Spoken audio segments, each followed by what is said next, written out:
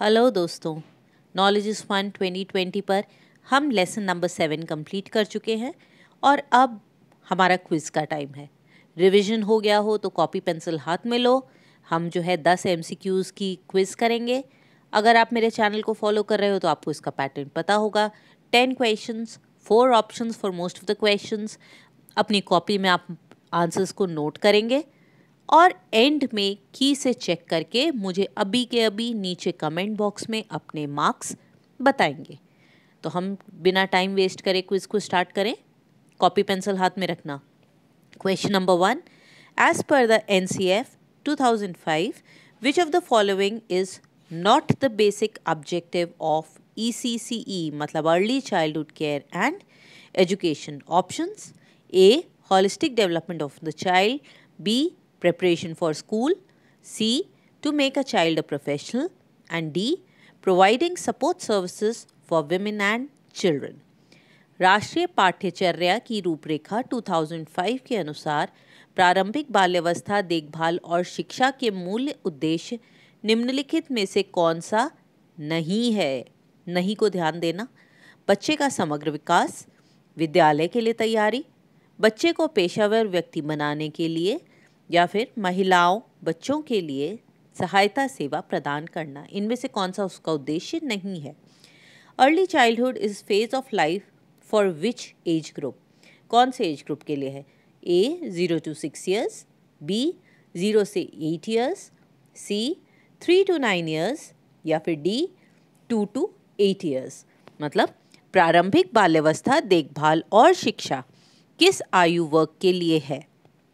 A 0 से 6 साल, B 0 से 8 साल, C 3 से 9 साल, या फिर D 2 से 8 साल। Third question, dash is the name given to an institutional setting that is particularly designed for the care of infants and young children in the absence of home care.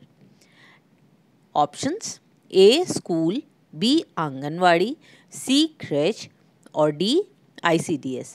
इनमें से कौन सा ऐसा है जो एक संस्थागत व्यवस्था है, उसका नाम है जिसे विशेष रूप से शिशुओं और छोटे बच्चों की घर में देखभाल करने वालों की अनुपस्थिति में देखभाल के लिए बनाया गया है। जब घर में कोई नहीं उपस्थित हो तो छोटे बच्चे की देखभाल कहाँ पर होगी? A, स्कूल में; B, आंगनवाड़ी में; C, क्रेच या शिशु गृह में; या फिर D, समेकित बाल विकास सेवा या ICDS, छोटे बच्चों के लिए। Question number 4, dash a psychologist and educator had outlined the great need that children have for a concerned, caring and knowledgeable adult.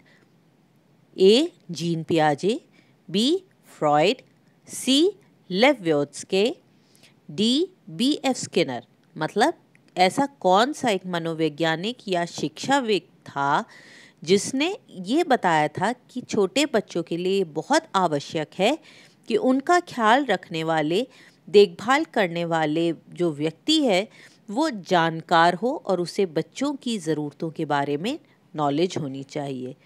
A, पियाजे था; B, फ्रॉइड; C, व्यगोत्स्की; या फिर D, B.F. स्किनर। और अब हम आते हैं फिफ्थ क्वेश्चन पर। What are the different care arrangements young children में रिक्वायर? कौन से ऐसे हैं?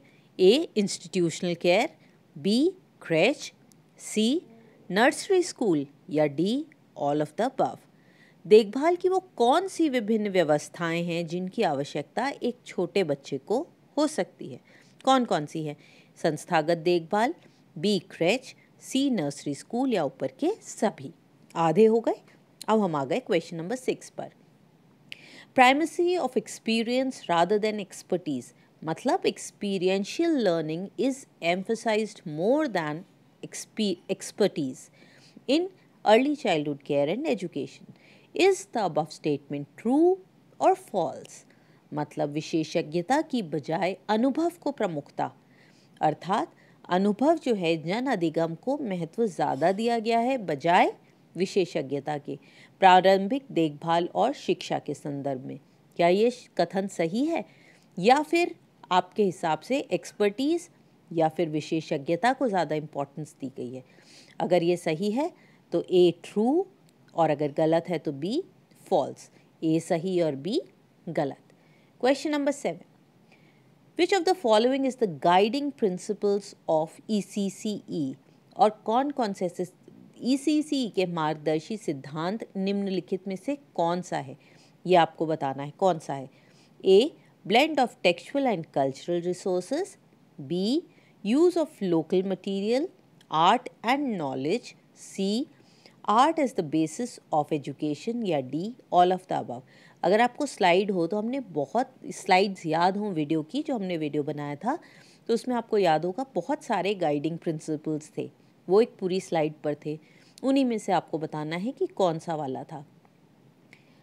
ए पाठ्य विषयक और सांस्कृतिक स्रोतों में मेल, बी स्थानीय सामग्रियों कला और ज्ञान का उपयोग, सी शिक्षा का आधार कला होना चाहिए, या फिर डी ऊपर के सभी। 8th question, which of the following schooling is better for a child? कौन सी बेहतर है? Formal education, informal education, combination of both the formal and informal education, या फिर नन ऑफ द अबव, कोई तीसरा तरीका है। निम्नलिखित में से कौन सी स्कूली शिक्षा बच्चे के लिए बेहतर है? ए औपचारिक स्कूल, बी अनौपचारिक स्कूल, सी दोनों का मेल होना चाहिए, या फिर डी इनमें से कोई नहीं, इसके अलावा एक और तरीका है जो होना चाहिए। अब हम second last question, question number 9 पर आते हैं। What is meant by child centred approach?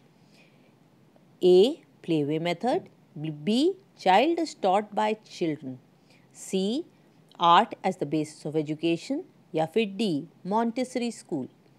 बाल केंद्रित उपागम से क्या अभिप्राय है, क्या मतलब है इसका?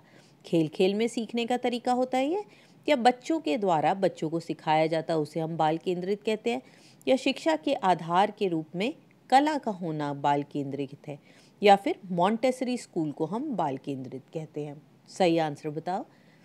What services does a creche provide? शिशु देखभाल केंद्र में कौन कौन सी सेवाएं प्रदान होती हैं? A care of very young children, B their feeding toilet habits, C language social and emotional development, D none of the above, और इसमें मैंने एक चॉइस और ऐड कर दी है E all of the above। तो अब आप बताना E तक में कौन से, यहाँ 5 ऑप्शंस हो गए आपके। ये कौन बड़ेगा करोड़पति थोड़ी ना है जिसमें 4 ही देने ज़रूरी हैं। तो फिर A बहुत छोटे बच्चों की देखभाल, B खाने पीने शौचालय की आदत के बारे में, C भाषा सामाजिक और भावनात्मक विकास, डी इनमें से कोई भी नहीं, और ई ऊपर के सभी। तो हमारे 10 क्वेश्चंस कंप्लीट हो गए। आपने इन सब के आंसर्स कर लिए होंगे। अब मैं आपको आंसर की दे रही हूँ, इससे फटाफट आप चेक कर लो। 1 का C, B, C, C, D, A, D, C, A, E। आपका अगर यही आंसर्स हैं तो इसके अकॉर्डिंग आप मार्क कर लो। हर सही आंसर को 1 मार्क, और कोई नेगेटिव मार्किंग नहीं है। अगर आपके आंसर्स गलत है कोई भी, तो वापस वीडियो देखिए, उसको रिवाइज करिए, क्योंकि ये आंसर्स बहुत सिंपल हैं। एग्ज़ाम में ज़रूरी नहीं है इतने सिंपल आंसर्स आएँ, और तब तक ट्राई करिए जब तक कि वो 10 on 10 ना आ जाए। और मुझे फटाफट नीचे कमेंट बॉक्स में अभी के अभी लिख के बताओ कितना स्कोर आया आपका। I hope it is 10। अगर ये अच्छा लगा हो, आपको ऐसे क्विज़ेस अच्छे लगते हो, तो प्लीज़ लाइक, शेयर और सब्सक्राइब टू दिस चैनल। और अब अगर आप चाहो तो आप मेरे से ग्रुप पर भी कांटेक्ट कर सकते हो फेसबुक में। आप अपनी प्रॉब्लम्स को भी वहाँ शेयर कर सकते हो, और अगर आपने इस तरह का कोई क्विज़ बनाया है तो प्लीज़ शेयर करो, ताकि शेयरिंग से ही हम नॉलेज को एक्सपैंड करते हैं। See you in the next video. Bye bye, keep learning.